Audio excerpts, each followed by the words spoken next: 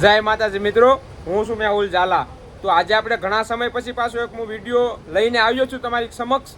તો મારે જ્યાં બોલવું પડે છે ને ત્યાં જ હું બોલું છું, બાકી હું ખાલી બકવાસવાળા વિડીયો બનાવતો નથી અને ખોટી રીતના કાંઈ ઓલા કરવા ટીઆરપી માટે વિડીયો બનાવતો નથી। પહેલાં તમને ચોખ્ખું કહું છું, તો દરેક મિત્રોને વિડીયો મારો પૂરો જોશો અને બને ત્યાં લગીને આ વિડીયોને શેર કરજો અને હરેક સનાતની સુધી મારો આ વિડીયો પહોંચાડજો। હરેક સનાતની સુધી આ મારો વિડીયો પહોંચાડજો, કારણ કે મેં ઘણા સમય પહેલાં જ્યારે સનાતન ધર્મ ઉપર આવી રીતના કટાક્ષ કરવામાં આવે છે, સનાતન ધર્મને ઓલો લેવામાં આવે છે ને ત્યારે મેં વિડીયો બનાવ્યા છે અને ત્યારે આ હલકીની ઓલાદોને મેં જવાબ આપ્યો છે। મારી વાણી જરી કઠોર અવશ્ય છે, પણ છે ને જ્યારે એવી રીતના એ આ અમુક એના શબ્દ એવા બોલાય છે ને ત્યારે અમને આવું બોલવા મજબૂર થાય છે। એટલે આ સ્વામિનારાયણ સંપ્રદાયના અમુક આ સંતો, અમુક કહું છું, યાદ રાખજો, પૂરેપૂરો સ્વામિનારાયણ સંપ્રદાયને હું નથી કહેતો કે નથી ઓમ આખા સંપ્રદાયને કાંઈ કહું છું, પણ આ અમુક આ બે કોડીના સ્વામીઓ, અમુક આ બે કોડીના સ્વામી કાંઈ ઓલાની તો ખબર ન હોય, બીજાની ઓલાની કાંઈ ખ્યાલ ન હોય અને પોતાના પુસ્તક છાપેલા, પોતાની રીતે પુસ્તક છાપેલા અને પ્રચાર કરવા નીકળી આવેલા છે। તમે થોડાક સમય પહેલા જલારામ બાપાનો એવી રીતનો ઓલો વિડીયો વાયરલ જોતો કે એમાં કેવું બોલે છે। જલારામ બાપા એના ક્યાં સ્વામી હતા, એક એવા સ્વામીના એના સેવક હતા। હા, હવે તું કહે તારા સ્વામી કેટલામી સદીમાં પેદા થયેલા છે, એના જલારામ બાપાનો ઇતિહાસ વાંચો, પેલા તમે વાંચો તો ખરા, તમે એના ઇતિહાસમાં તો જાણી જોવો, એમને મારા બકવાસ ચોદું નીકળી ગયા છો, પછી કઈક બોલાઈ જાય તો તમે એમ કહો છો બોલાઈ જાય, તો આવાને તમને કયા શબ્દમાં અમારે તમને સમજાવવા? ને હમણાં એક ઓલો કઈક ભાષણ કરતો હતો તો કે પ્રસાદ સ્વામી કે એના ઓલેથી ગંગામાં તને હું કે ઓલા તો તું કઈક જરીક તો વાઇસ આપણી ઓલી સંસ્કૃતિને આપણી વાઇસ તો કરો કે ગંગામાં પહેલેથી પવિત્ર છે ને તારો સ્વામી નો પવિત્ર કરી કે આ તારો શબ્દ એટલે કહું છું, કારણ કે છે ને તમે તમારી રીતે જ કહો છો કે અમારા એમ તમે છે ને આ સનાતન ધર્મથી અલગ કરવા માંગો છો, એટલે અમારે ના છૂટકે કેવું પડે છે કે તારો સ્વામી। આ છે ને બોલવા પીડા મજબૂર કરો છો તમે, કારણ કે આવ્યું એકવાર નહીં, પહેલા તમે અમારા હનુમાન દાદાને, પછી બ્રહ્મા વિષ્ણુને એવા અને એક દેવી દેવતાને તમે નીચા પાડવાની કોશિશ કરે, પછી છેલ્લે અમારા માતાજી ઉપર તમે આવી બેઠેલા છો।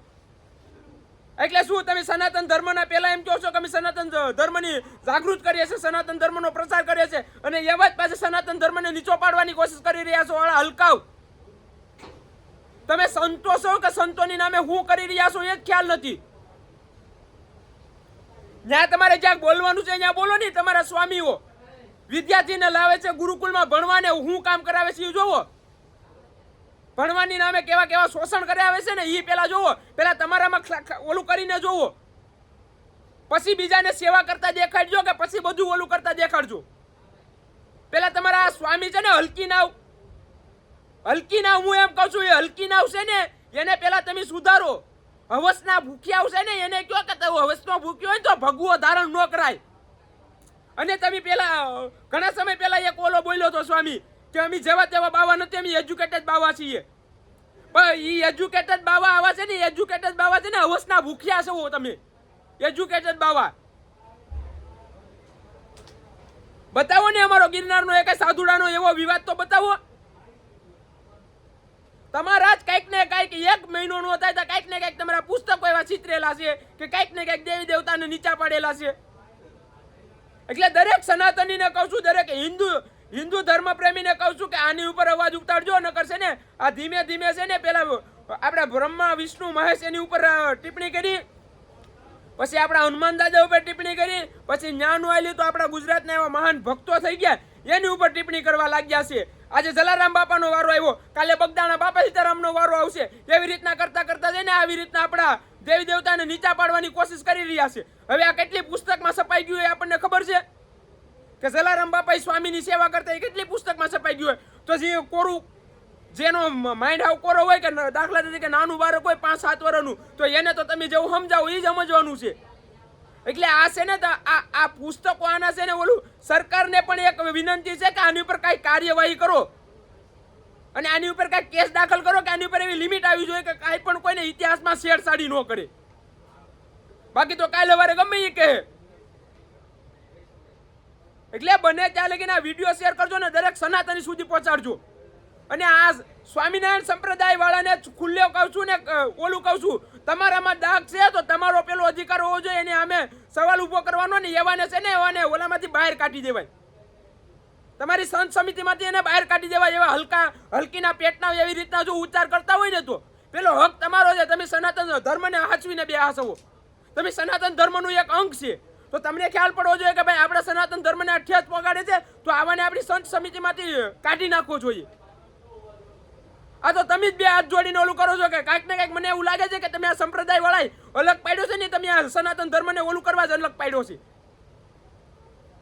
સંપ્રદાય ધર્મને જોઈન્ટ કરે, સંપ્રદાય ધર્મને અલગ ન પાડે. આવા સંપ્રદાય ન હોય. અને કઈ કમી બોલી જાવ તો કહે કે આ સનાતન ધર્મના જ લોકો આપણે સનાતન ધર્મને બદનામ કરવા નીકળ્યા છે. એટલે બને ત્યાં લગીને આ વિડીયો શેર કરજો ને દરેક હિન્દુ સુધી પહોંચાડજો. અને આવા બે કોડીના સંતો છે ને એને તમે એની ઓકાત બતાવજો. અસ્તુ જય હિન્દ, જય માતાજી.